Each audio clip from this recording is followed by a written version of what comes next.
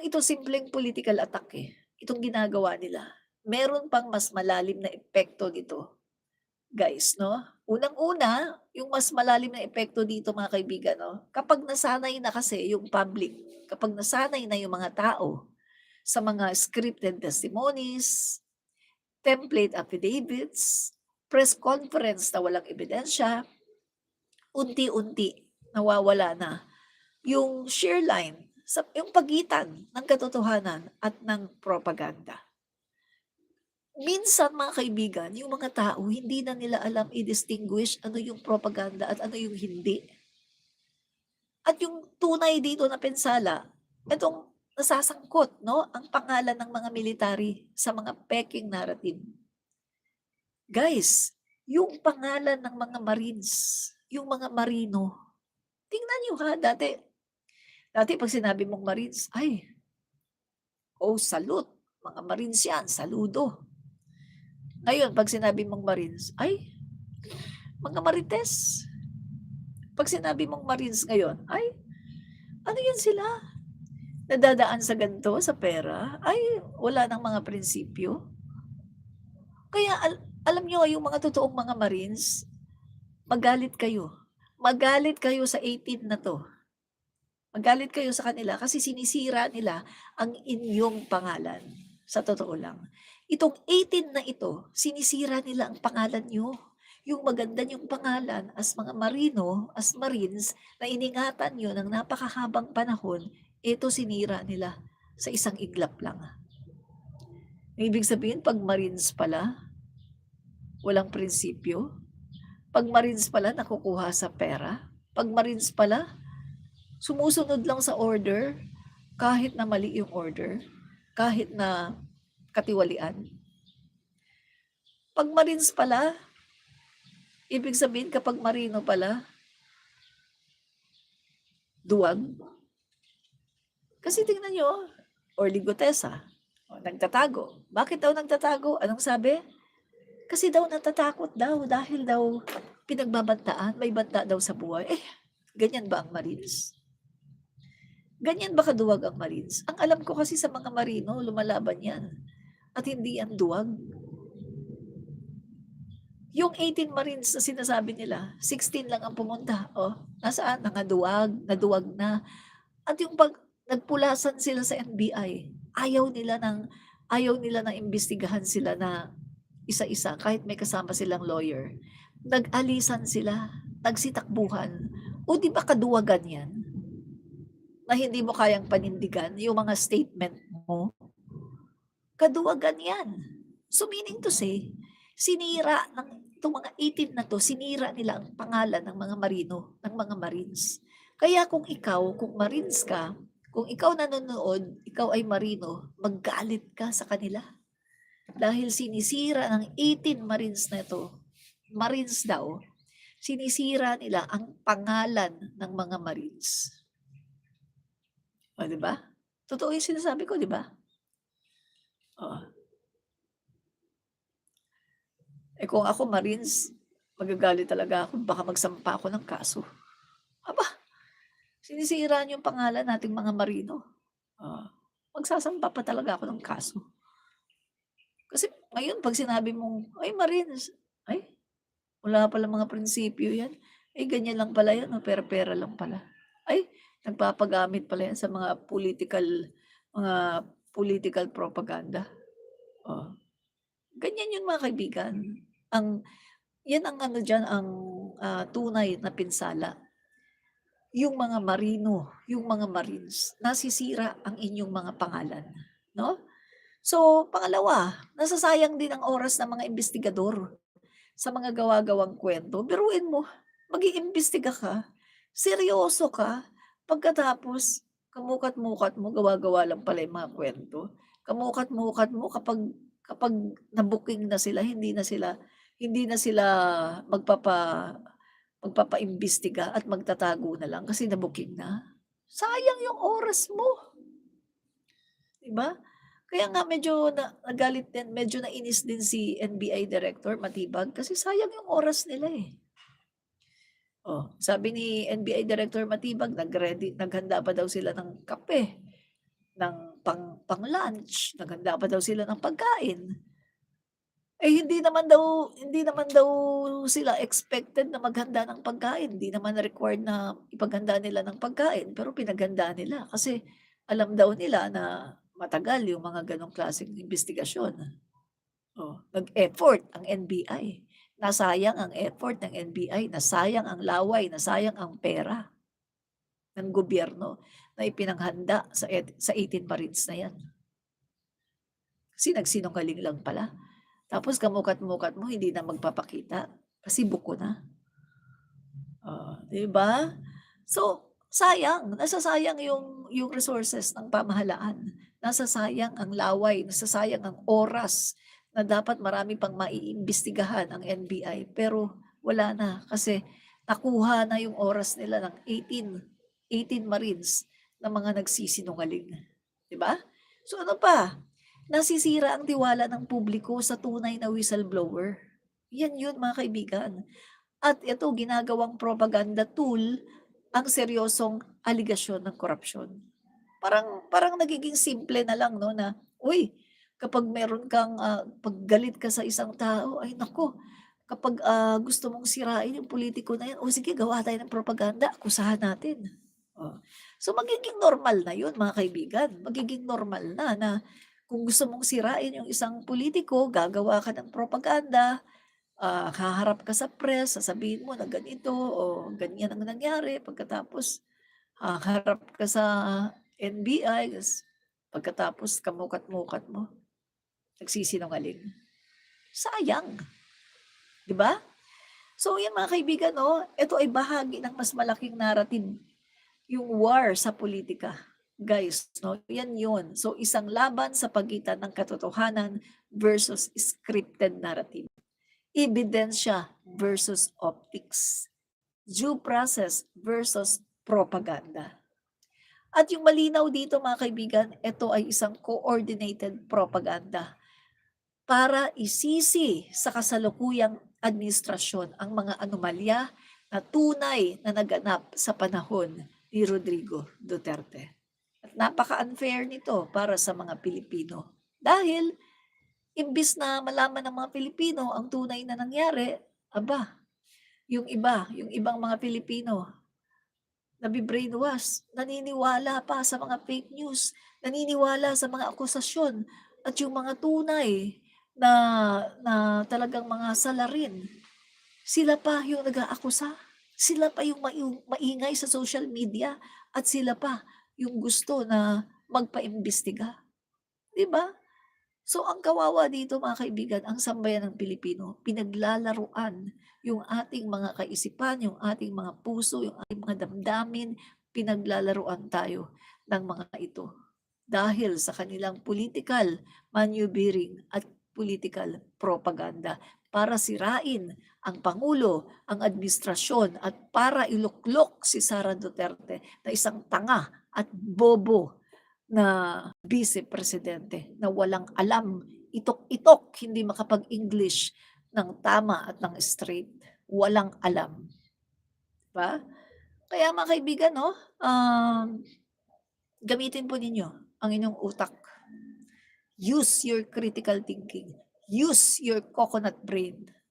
Huwag basta-bastang magpapadala sa mga sinasabi ng mga 18 Marites, ng mga DDS influencer, mga DDS vloggers, basta galing sa DDS camp. Pag-isipan niyo muna. Mag-research, gamitin ang critical thinking, tingnan kung eto ba ay totoo. Guys 'no, kapag nanggaling sa DDS camp, asahan niyo, fake news. 'Pag galing sa DDS camp, asahan niyo, fake news 'yan. Ang dami nang nahuli na mga fake news nila, eh. Naglabas sila ng medical certificate ni PBBM, ano, fake news pala. Naglabas sila ng video, o gano'n-gano'n, AI. Naglabas sila ng Saldico na statement, AI din. Naglabas sila ng mga witness nila, puro failure. Naglabas sila ng ano yun, yung Pidea Leaks daw, Pidea Leaks, peke din. Lahat ng nilalabas nila, lahat ng akusasyon nila, peke. Itong mga nakakarang araw, naglabas sila ng balita. Si Basti Duterte daw, nagpadala daw ng eroplano sa Middle East. Fake news pala. Okay, tama. Pag DDS, fake news factory. Tama yung sinabi ni PBBM eh. Si Rodrigo Duterte, fake, hindi pala si PBBM ang nagsabi noon, si Lucas Bersamin. One man fake news factory. Diba? At yung DDS scam, sila yung mga fake news factory. At sila din yung may mga troll farm supported by China. Diba? Yun yung mga kaibigan, no? Yan yun. So ano mga kaibigan Ito tandaan nyo, kapag galing sa DDS scam, mag-isip muna kayo, suriin nyo 100 times. Huwag nyo munang i-share kasi sinisigurado ko sa inyo, fake news yan. Kita nyo nga yung mga influencer nila, mga malalaki nilang influencer, pinatawag sa TRICOM. Pagdating sa TRICOM, nagsiiyakan at nag-confess na fake news daw sila. Di ba? Kasama na si Mark Lopez. Fake news ako. Umamin siya, fake news siya. Fake news. Si Crisette Laureta Chu, umamin din siya na fake news siya. Yung si MJ, ganun din. Mga fake news peddler. Kung ano-anong mga ibinibintang sa gobyerno, kung ano-ano mga pinopost, kapag na-confront, ayun, hindi nila kayang panindigan. At yun, umamin na lang, nag-iyakan. Fake news daw sila. Diba? Itong si Tumandok, parang hindi nanonood ng hearing. Mukhang wala ka yata ang internet, Tumandok. Hindi mo ba napanood yung hearing, TRICOM, na inimbita yung mga DDS influencer at nagsiiyakan sila doon at umamin sila na sila ay fake news. So Tumandong, wala ka sigurong internet. Naka-free data ka lang ba? Wala ka bang pambili ng pambayad ng internet? Magsikap ka para magkaroon ka Magsikap, magtrabaho. Di ba? So, ano pa guys? Okay. So, Bye-bye.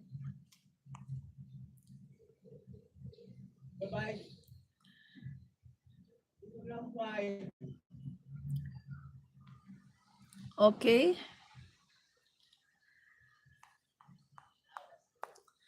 So, tingnan lang po natin itong statement po ni Chair Ridon, no? Nirebat po niya itong sinabi ni Sara Duterte, claim, no, na sinabi po ni Sara na yung House addressing oil crisis while impeachment process moves forward, no?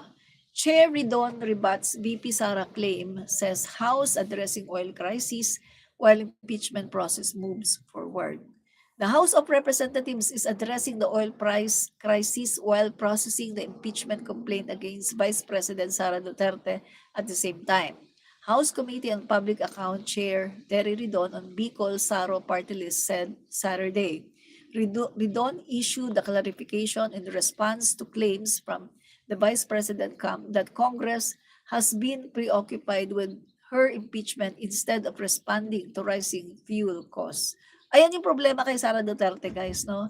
Yung mahilig siyang umiwas.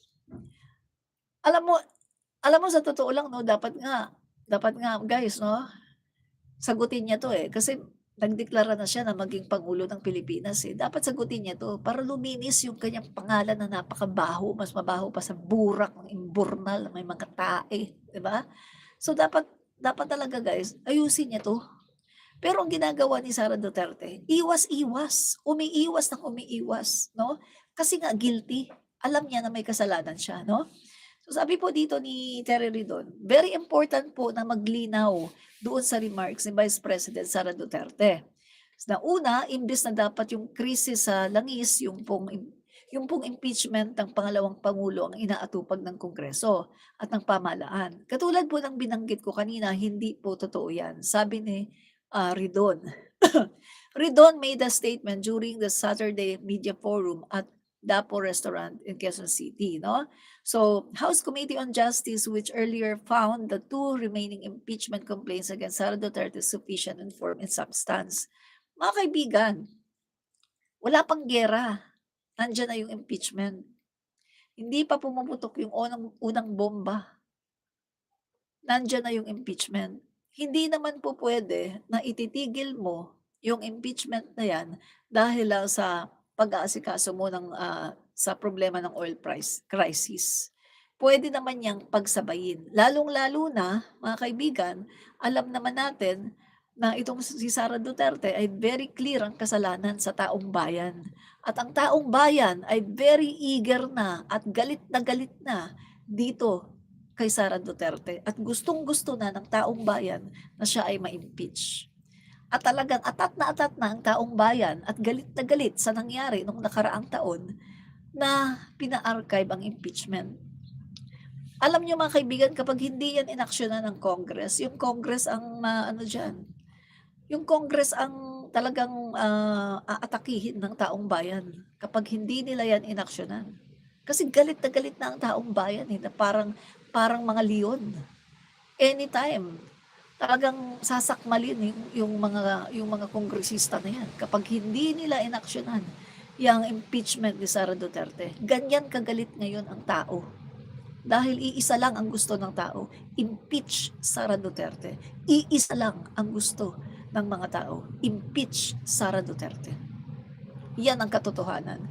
The truth and nothing but the truth. No? So sabi po ni Rodon, a member of the House Committee on Justice said Congress is capable of pursuing urgent economic relief measures while carrying out its constitutional duty to address accountability issues. Tama, yung sinabi ko kanina. Kaya na pagsamahin. Kasi hindi naman sila tamad eh. Masisipag yan eh. Hindi naman sila katulad kay Sara Duterte na unang putok ng bomba nasa Thailand. Yung bugok na vice-presidente. Andoon, naka-green na pagkatapos parang polo, nandoon sa Thailand, unang putok ng bomba sa Middle East. Nandoon siya sa Thailand, nagliliwaliw ang bugok ng vice-presidente na tanga. Tapos siya pang may ganang magsalita ng kung ano-ano. Siya nga itong wala sa bansa habang may putukan sa Middle East. Habang nagigera sa Middle East, nandun siya, nasa Thailand. Tanga talaga at saka bobo, gaga. Di ba? Maraming salamat, Ocho, sa iyong panonood, no? Maraming salamat. Okay. So, tuloy natin Kaya mag-undertake ng economic relief at accountability measures ng Kongreso all the same time, he said. Kaya mag-undertake ng economic relief at accountability measure ng Kongreso at the same time, he said. So kaya talaga. Ibig sabihin, in the same week, economic relief through suspension of excise tax on petroleum products, tumatakbo po yung proseso ng impeachment ng ating pangalawang Pangulo, Ridon said. So, ang sabi ni Ridon, Ridon was referring to the bill authorizing President Ferdinand R. Marcos Jr. to suspend or reduce fuel excise taxes during periods of extraordinary increases in global oil prices. The measure was already approved on second reading in the House and later certified as urgent by the President, allowing Congress to expedite its passage. So mga kaibigan, sabi po ni Ridon, the Justice Panel is currently waiting for Vice President's formal answer to the third and fourth impeachment complaints filed against her. So, sagutin na niya. Huwag na siyang maraming alibay, no?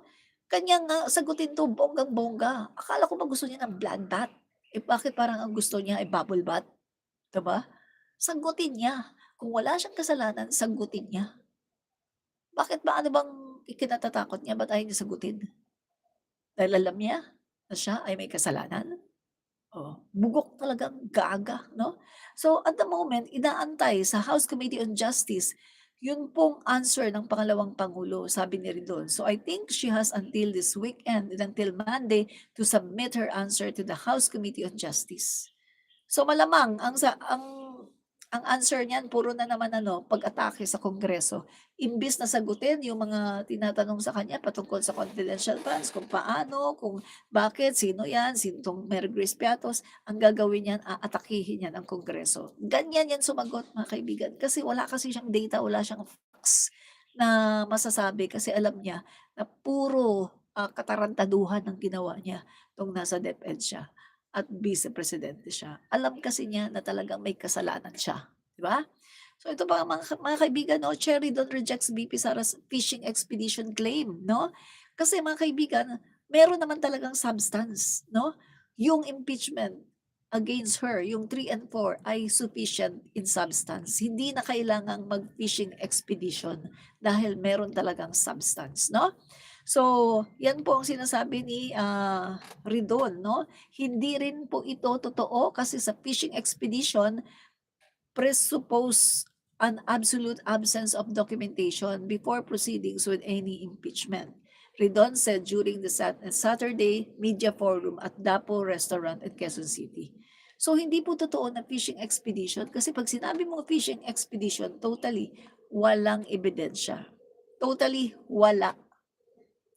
Nagfi-fishing lang sila, mangangalap lang sila ng ebidensya. Pero sa case po ng impeachment ni Sara Duterte, 'di ba na-impeach na nga siya sa Congress last year kasi nga ang daming ebidensya, eh. Sa Committee on Justice lumabas ang daming ebidensya, oh, tungkol sa bribery, oh, lumabas yung kanyang sina Mercado, yung kanyang mga opisyales sinasabi na binibigyan sila ng 9 envelopes, para saan yun? Ah, sikreto, pasikreto. Ano pa, yung sinasabi ng mga AFP na hindi sila nakatanggap ni Singkong Duling para dun sa sabi na 15 million daw, na gumastos daw ang DepEd 15 million para daw sa pagpapakain ng 3,000 na mga youth. Anong sabi ng AFP? Hindi daw, wala daw silang natanggap na kahit singkong duling. So kung titingnan natin mga kaibigan, nandiyan yung mga corroborative testimony, nandiyan yung mga dokumento, at yung sabi ng PSA na yung mga sinubmit 'no ng mga resibo, ng mga Mary Grace Piatos, et cetera, hindi daw totoong tao. At nandiyan pa yung mga COA audit report na dini-disallow yung mga pera na until now mga kaibigan 'no, nalaman na hindi pa clear si Sara Duterte. Remember, may mga pumunta na grupo ng kakamping sa COA 'no, itong month lang, last month mga kaibigan 'no, pumunta sila sa COA at tinanong nila mismo doon, humingi sila ng documents. Kasi sinasabi nga ng kampo ni Sara Duterte na cleared na daw sa COA si Sara. So ang ginawa ng mga kakamping na 'to, sina Patty Bao, sina Kagawa Joey and the rest, pumunta sila sa COA at nagtanong sila mismo doon, kumuha sila ng dokumento para malaman kung talagang clear si Sara Duterte. At ano yung lumabas, ano yung ibinigay sa kanila ng COA? Hindi pa clear si Sara Duterte doon sa kanyang mga disallowances. So meaning to say, ang daming ebidensya, napakaraming ebidensya. Nagsusumigaw ang gabundok na ebidensya laban kay Sara Duterte. Kaya yung sinasabi niya na fishing activity ay hindi yan totoo. Yan ay panggagaslight yung sinasabi niya. Yan mga kaibigan ay panluloko sa mamamayang Pilipino. Dinadivert na naman niya ang tunay na problema. Imbis na kanyang sagutin gamit ang mga facts, ang ginagawa niya, palusot. Nagpapalusot siya, aakusahan niya ang Kongreso na pinupolitikan niyo ako, ganito ginagawa niyo sa akin kasi natatakot kayo, et cetera, et cetera. But the truth is, merong nawaldas na pera na hindi piso, kundi $500 million. 'Di ba? Tapos yung pagsisinungaling niya sa kanyang sa kanyang SALN. 88 million? 88 million lang pagkatapos meron kang bank accounts na bilyones. Oh, 'di ba? Kaya mga kaibigan 'no, etong si Sara Duterte, takot na at nanginginig sa takot. Nanginginig na po siya sa takot 'no. So, ayan po sa totoo lang 'no, even if we don't undertake subpoenas, the impeachment proceedings against Vice President Sara Duterte will in fact proceed. It is essentially complete, he said. No, so kumpleto na daw. Ridon cited several documents already available to complainants and lawmakers, including Commission on Audit reports on the confidential funds allegedly misused or properly spent during Duterte's tenure as Vice President as Secretary of the Department of Education, DepEd. So there's also include a video recording of alleged threat against President Ferdinand R. Marcos Jr., First Lady Lisa Araneta Marcos, and dating Speaker Martin Romualdez, as well as the Vice President's statements of assets, liabilities, and net worth. So mga kaibigan, halos kompleto na, nandyan na ang mga ebidensya. Dadagdag pa ngayon yung sinasabi yung affidavit ni Ramil Madriaga na nagko-corroborate doon sa paggastos, pagwaldas ng confidential funds. Kasi yung mga petsa na sinasabi ni Ramil Madriaga ay tumutugma doon sa mga petsa na sinasabi sa Committee on Good Governance nang iniimbestigahan ang confidential funds. Kaya mga kaibigan, talagang nanginginig na sa takot si Sara Duterte. Sobrang nanginginig na sa takot si Sara Duterte. Dahil mga kaibigan, nakikita na kung gaano siya kawaldas, nakikita na yung mga kasamaan na ginawa niya sa ating bayan. 'Di ba?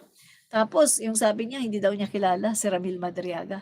Oh, happy birthday, Sir Ram! Tapos, meron pa siya mga video. Sir Ram! Oh, binibigay niya yung flag kay Ramil Madriaga. Pagkatapos, may video pa siya na nagtatanong siya, sinong naghanda nito? Sabi nung mga iba, si Sir Ram. Tapos, Sir Ram! Tapos sabi nung mga nakapaligid sa kanya, Sir Ram, tinatawag ka ni Mayora. Di ba?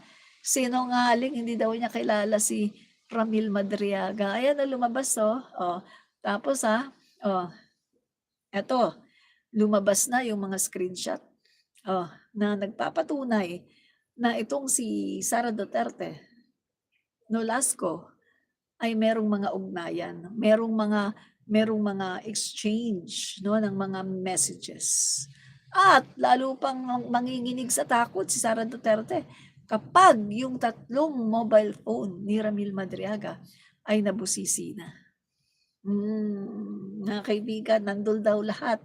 Yung mga call logs, yung mga videos, yung mga pictures, yung exchange of messages nila, nandun daw lahat sa 3 cellphone ni Ramil Madriaga. Oo, di ba? So mga kaibigan, wala nang lusot si Sara Duterte. Hindi na po pwede dito yung ganyang kasinungalingan. Kaya nga mga kaibigan, ito masasabi ko, nagkamali siya eh. Nagkamali siya nung 1 taon. Kung nung 1 taon, hinayaan niya na gumulong ang proseso ng impeachment, guys, pagdating sa Senado, maraming nagsasabi sigurado hindi daw i-impeach si Sara kasi last year, puro mga kaalyado niya. Puro kaalyado niya last year eh. Di ba? I-manipulate lang yun eh. Hindi talaga siya may impeach last year. Kaso, dahil sa kanyang pagkabugok, kini-question niya, pina-archive. So akala niya nakalusot. Ngayon, yung mga kaalyado niya, Bato de la Rosa, nagtatago. Ang SP ngayon, si Soto na. Ano sabi ni Soto? Pag dumating sa amin ang impeachment, forthwith, agad-agad, maghihiring. Nagkamali talaga si Sara Duterte. Kung sana hinayaan niya gumulong ang impeachment last year, di sana tapos na siya ngayon. Sana wala na siyang problem ngayon. Hindi siya may impeach. Kasi kaalyado niya yung mga mga senador eh. Pero ngayon, wala na. Wala na. Ang SP, Tito Soto. Sino ngayon ang nasa majority block? Oh, karamihan doon. Karamihan doon, guys. Natitiyak ko. Hindi siya ililigtas nun. O, di ba? Diyan nagkamali si Sara Duterte. Tuwan-tuwa pa siya na napa-archive yung kanyang impeachment last year. O ngayon ano? O ngayon ano? Karma. Kasi na-realize na siguro ngayon ni Sara na sana hinayaan ko na lang yung impeachment last year na gumulong. O edi sana ngayon wala na siyang problema. Tuloy-tuloy na ang kanyang pagtakbo next election sa 2028. O, di ba? Tanga kasi. Tanga kasi. Ganyan talaga kapag tanga at bobo. Di ba? Ganyan talaga yan, no? So, ito pa, mga kaibigan. Sabi pa ni Ridon, ibig sabihin ito pong mga pinapasumpina ng House members ay bahagi lang po ng pagdagdag ng mga dokumento. He added that some of the records being requested na mga dokumento sa reports ng Anti-Money Laundering Council cannot be obtained outside impeachment proceedings because they fall under exemptions to the bank secrecy law. Tama, no? So may ibang mga dokumento hindi mo pwedeng i-request mare-request mo lang siya inside the impeachment trial. Kasi nga meron tayong bank secrecy law, no? So ibig sabihin, the complainants endorses actually won't be able to get copies of these confidential documents without actual impeachment proceedings. So yun po mga kaibigan, no?